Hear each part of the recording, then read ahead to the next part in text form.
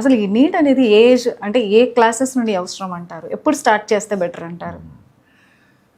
ఇక్కడ కొన్ని institutes colleges 6th నుంచే స్టార్ట్ చేస్తాయి madam. Right. But I don't think so 6th నుంచి అనేది కరెక్ట్ కాదనే నేను అనుకుంటా. ఎందుకంటే 6th స్టాండర్డ్లో పిల్లవాడికి ఇంకా ఆడుకోవాలా, కొంచెం అల్లరి చేసే మైండ్ సెట్లోనే ఉంటాడు. కరెక్ట్గా మనకి what is the right class, right age to start this competitive exam preparation అంటే ఇట్స్ అరౌండ్ 8th నుంచి సరిపోతుంది madam. Okay. So 8th standard నుంచి అంటే అప్పుడు కూడా ఎందుకు అంత ఎర్లీగా? అదే సార్, ఎందుకు అవసరం అంటారా ఆ ఏజ్లో పిల్లలకి అంత బర్డెన్? ఇక్కడ ఎట్లా అంటే మన ఎడ్యుకేషన్ సిస్టంలో మన అకాడమిక్ సిలబస్ చూసుకుంటే 10th class and 11th class గురించి మనం మాట్లాడుకుంటే 10th క్లాస్లో సైన్సెస్కి ఒక టెక్స్ట్ బుక్కి, అంటే సైన్సెస్కి ఒక టెక్స్ట్ బుక్కి అంటే ఫిజిక్స్కి ఒకటే టెక్స్ట్, ఫిజిక్స్, కెమిస్ట్రీ, ఈ సైన్సెస్ అన్నీ ఒకటే బుక్లో ఉంటాయి, limited syllabus madam. Right. 10th class. 11th వచ్చాడు.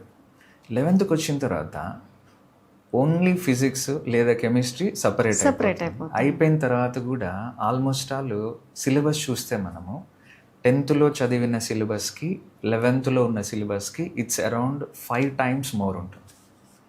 అంటే సిలబస్ 5 times అయ్యింది, కానీ అకాడమిక్ స్టెప్ అనేది వన్ ఫోల్డే కదా ఇది.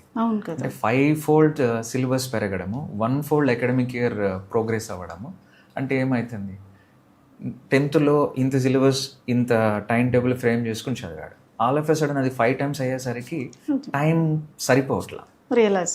అందుకని ఏం చేస్తున్నారంటే ఇంటర్ లెవెల్లో ఉన్న సిలబస్ని మనము 8th, 9th, 10th 3 parts కింద డివైడ్ చేసేస్తూ డిస్ట్రిబ్యూట్ అంటే ఇయర్ వైజ్ మనం సెగ్రిగేట్ చేసుకుని వాళ్ళకి కొంచెం స్లోగా ట్రైన్ అప్ చేస్తున్నాం. దాంతో ఏమవుతుందంటే ఇంటర్ లెవెల్లో కొంత నేర్చుకుంటున్నాడు, ఫౌండేషన్లో 10th అయిపోయేలోపు కొంత నేర్చుకుంటున్నాడు. ఇంటర్కి వెళ్ళిన తర్వాత సిలబస్ ఎక్కువ ఉన్నా కానీ ఆల్రెడీ కొంత ఎక్స్పోజర్ ఉంది కాబట్టి అంత స్ట్రెస్, ప్రెషర్ తీసుకోకుండా he is moving. Okay. So it is better to start from 8th itself.